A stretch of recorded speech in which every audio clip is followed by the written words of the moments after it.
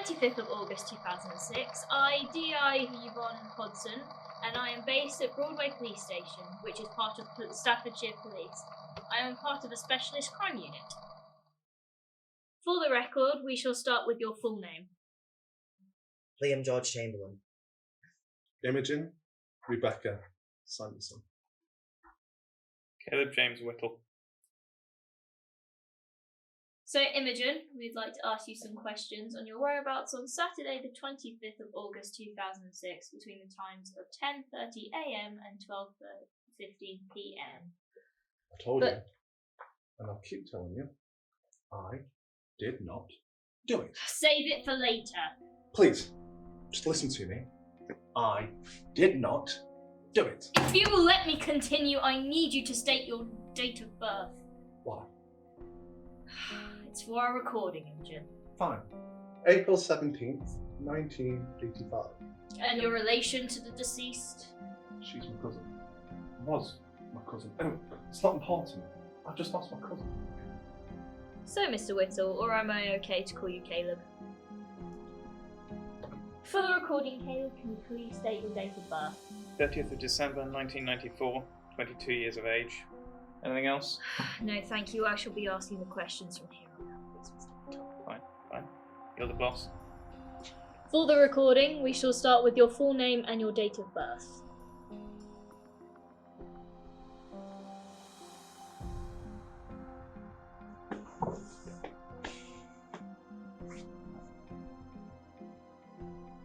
Why am I here?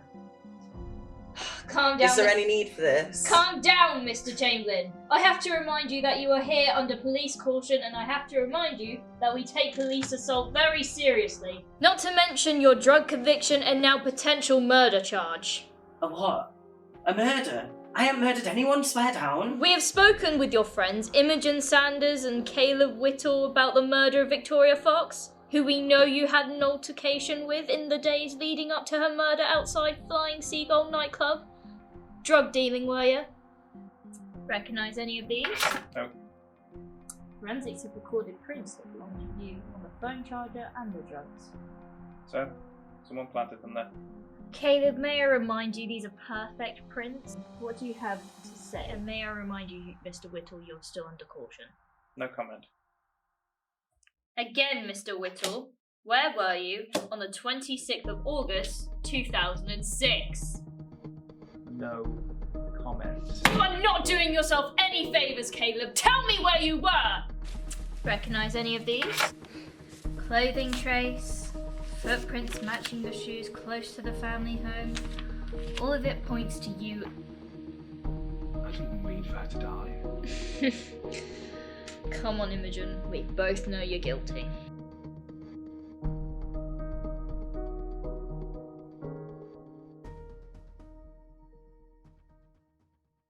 Last time, I tell you, I've not done it. I didn't. For the second time, Mr. Chamberlain, or can I call you Liam, seeing as we're clearly becoming such good friends? Did you deal Victoria Fox those drugs? Okay, yeah.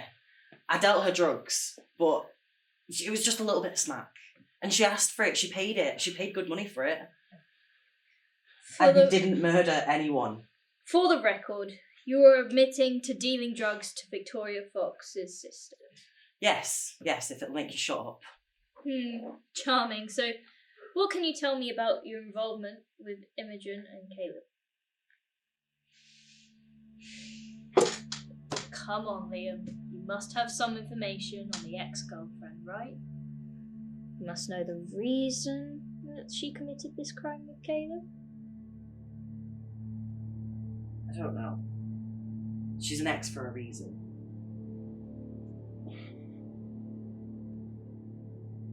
I've not seen her in ages. I saw her a few days before Victoria died. Just for a deal. She was acting really strange. I don't get it!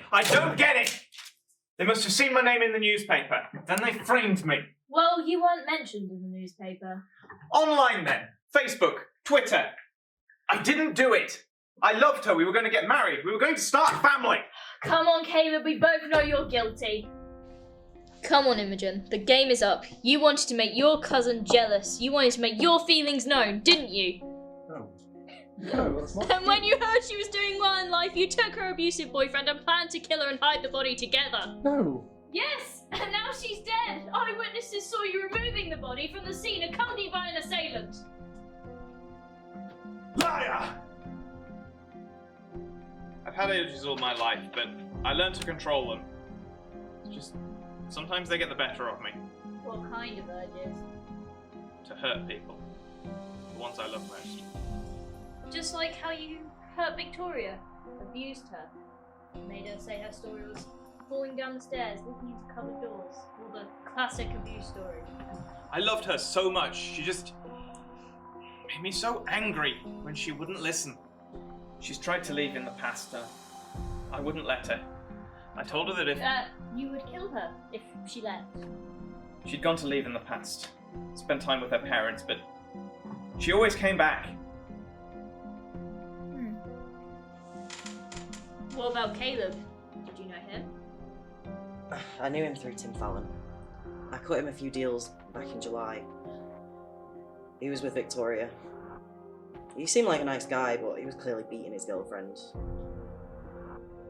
Well, that's useful information, Mr. Chamberlain. For a man in trouble with the law frequently, you've been very helpful. Don't take this in a bad way, Mr. Chamberlain, but I hope we don't cross paths again. You're free to leave.